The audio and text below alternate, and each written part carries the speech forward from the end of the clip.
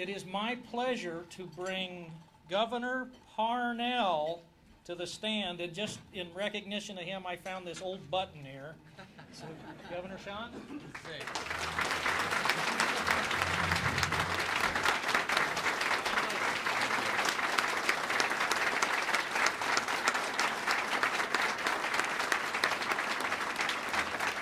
Thank you. Thanks, Juneau. Your welcome is as sunny as the weather outside, and I appreciate that very much. My family arrived with me last night, and they were stunned. The last time I think that we were all together in Juneau, all four of us, it was during a legislative session, and it was a little different. And I'm thankful. I'm very thankful for this, the sunshine, and for the warm welcome that you all gave me and are giving our family right now. First days in office, I want to say thank you to Kathy. Where are you, Kathy? Thank you for allowing me to be here. You know, I've spent the first weeks in this transition and now in office meeting with chambers and chamber boards around the state, meeting with trade association boards around the state, because I want you to know that our focus is going to be on the economy and on our people. And I wanted to just be sure to reach out and start that early in my term, the end of the term here. Yesterday we had our first cabinet meeting at the governor's house.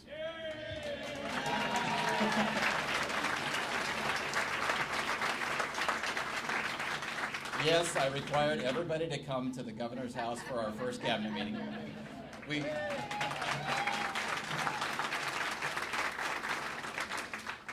going to have a Capital City Governor's Picnic on the 21st of August.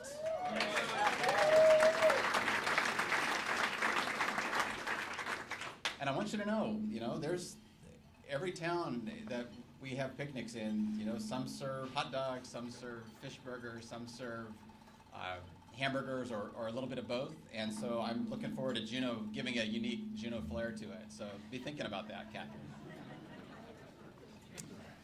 I was pleased to meet also with Rep. Munoz. Where are you now? Where are you, Kathy? I met with your representative there today. I saw Rep. Gertula in the airport. We've had numerous conversations on the phone since this transition began. I look forward to working with all of your reps, your senator, and the mayor as well. There's quite some feedback coming on here, so maybe I'm talking too loud. Anybody work with that for me?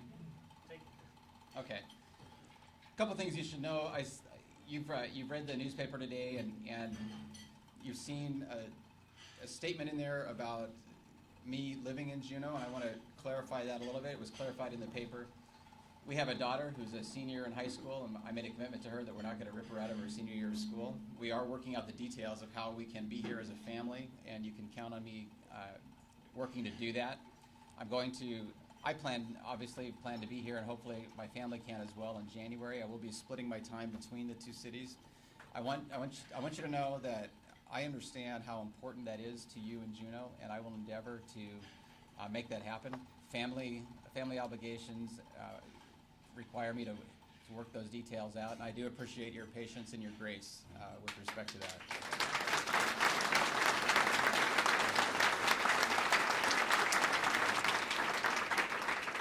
I'm focused on our two priorities. That's our people and our economy.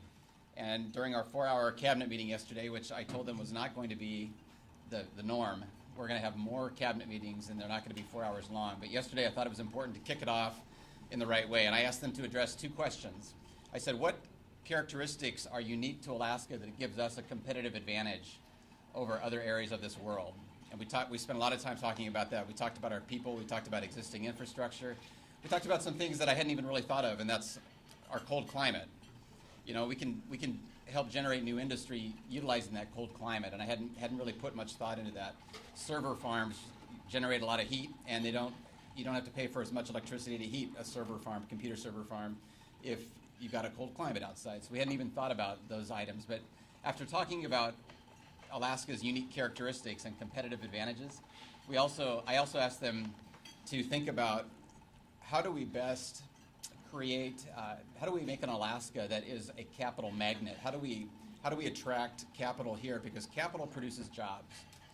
And I have a picture in my head. I've been to the North Slope many times.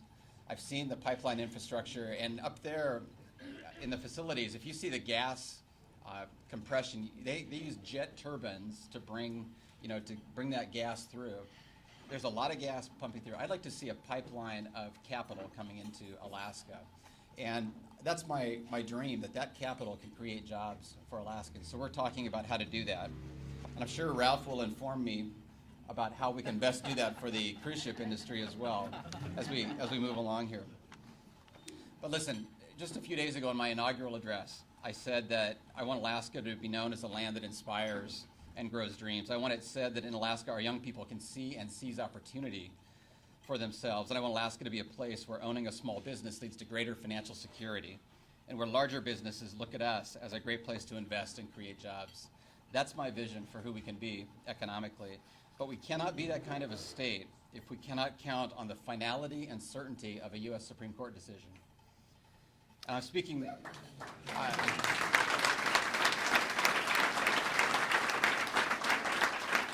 I am speaking to the U.S. Supreme Court ruling related to Core Alaska's 404 permit at Kensington, as you all know.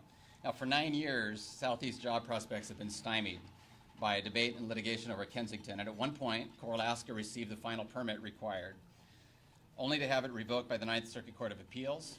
But then we all know what happened. The U.S. Supreme Court, in a major victory for the state of Alaska, for Core, for all Alaskans, the Supreme Court reversed the Ninth Circuit and held that Core's 404 permit was lawful. And now, just a few weeks after that ruling, under the guise of new or changed conditions, the EPA seeks to further delay issuance of that permit. There is no new information worth considering, and the PASTE alternative, that tailings disposal alternative, was adequately considered during analysis of the options earlier. In our view, the state of Alaska has the right to rest on the finality and certainty of a U.S. Supreme Court decision. Hear, hear.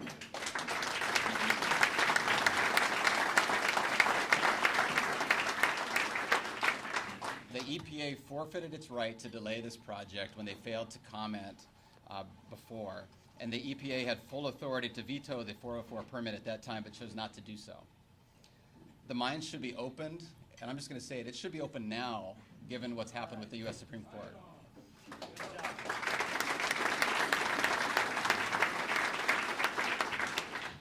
The Parnell administration is focused on the economy. We're focused on jobs. And yes, we're focused on doing it all in an environmentally sound manner. That's been demonstrated all the way to the U.S. Supreme Court. Today, I once again reinforced our strong support of the Kensington mine and the estimated 300 jobs or more that will provide for Southeast Alaska families. This morning, I signed my name to a letter urging the Corps of Engineers to follow the Supreme Court's holding, as well as its own agency standards, and reinstate the 404 permit without further delay.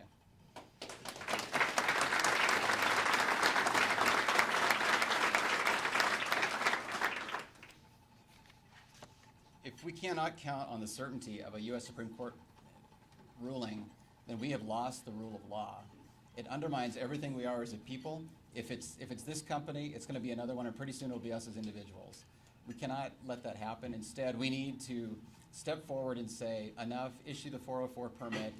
Let's keep that capital coming to Alaska, because if companies cannot have that regulatory certainty of a U.S. Supreme Court finding, then their capital will flee Alaska and not be attracted here. So I'm working to bring capital and jobs to Alaska. I thank you for giving me a few moments of your time.